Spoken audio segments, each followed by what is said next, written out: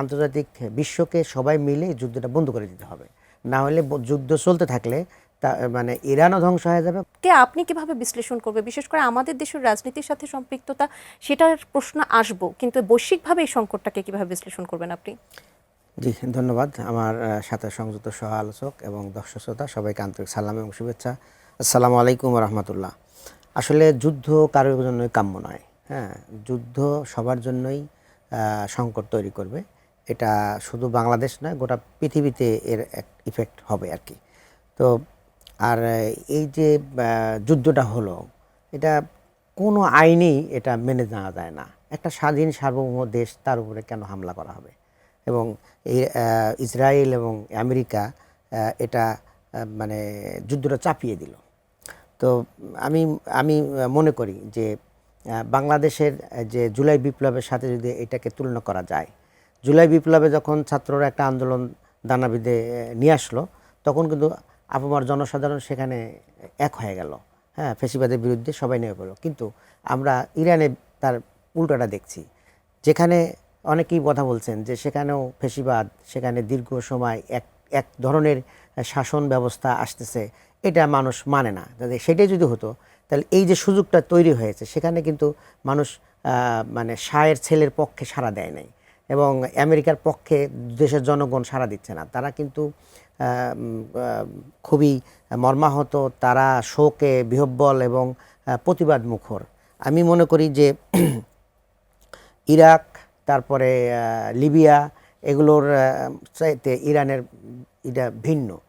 ইরাকে যেমন সাদ্দাম হোসেন শেষ, মানে মানে ইরাকটা শেষ হয়ে গেল, এবং লিবিয়া গাদ্দাফিকে শেষ করা মানে লিবিয়া আমেরিকার হস্তগত হয়ে গেল।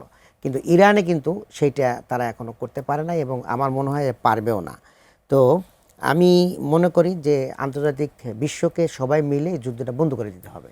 না হলে যুদ্ধ চলতে থাকলে মানে ইরানও ধ্বংস হয়ে যাবে, গোটা পৃথিবী তৃতীয় বিশ্ব মানে যুদ্ধটা শুরু হয়ে যাবে।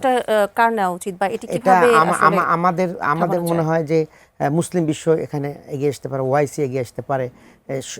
আসলে এটা খুব দ্রুত হস্তক্ষেপ করে এটা যুদ্ধটা বন্ধ করে দেওয়া উচিত। এর আগেও তো বিভিন্ন সময় যুদ্ধ শুরু হতে হতে আবার সবাই মিলে এটা একটা মধ্যস্থতা করে থামিয়ে দিয়েছে।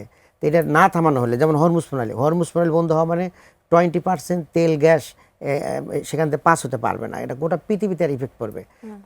আমি মনে করি যে চায়না হয়তো এগিয়ে আসবে, কারণ চায়নার তেল মানে ওখান দিয়েই তারা কনজিউম করে, এবং রাশিয়াও হয়তো এগিয়ে আসবে। তো রাশিয়া এবং চায়না যদি এগিয়ে আসে আর মুসলিম বিশ্ব যদি সেখানে সহযোগিতা করে, তাহলে যুদ্ধটা বন্ধ করা সম্ভব হবে। আর এটা না হলে পৃথিবীতে তৃতীয় বিশ্ব শুরু হয়ে যাবে। এটা আরও ভয়াবহ আকার ধারণ করবে। আপনি কয়জনকে নিয়ে আসবেন বলেন? আপনি কয়জনকে বিদেশ থেকে নিয়ে আসবেন বাংলাদেশ? আপনি এবার কী করবেন? তারা বাংলাদেশ এসেও তো বোঝা। তাহলে এটা সমাধান না, যে বিদেশ থেকে নিয়ে আসাটা সমাধান না। যেটি বলা হচ্ছে যে আসলে তাদেরকে নিয়ে আসা, যারা আসলে রিস্কের মধ্যে আছে, হ্যাঁ বুঝতে পারছি, তা নিয়ে হচ্ছে। আসা। কিন্তু আমার মনে হয় যে আমাদের দেশ থেকে উদ্যোগ নিতে পারে, আমাদের নতুন প্রধানমন্ত্রী তিনিও উদ্যোগ নিতে পারেন, বিশ্ব নেতৃবৃন্দের সাথে কথা বলতে পারেন, মুসলিম বিশ্বকে কথা বলতে, কাতারকে কথা বলতে পারেন, আমেরিকা আমাদের সৌদি আরবের সাথে কথা বলতে পারেন, মিডল ইস্টের অন্য অন্য দেশের সাথে কথা বলতে, তুরস্কের সাথে কথা বলতে পারেন। সবাই উদ্যোগ নিয়ে এটাকে বন্ধ করার জন্য সর্বোচ্চ চেষ্টা করা উচিত, এটা আমার মনে হয়।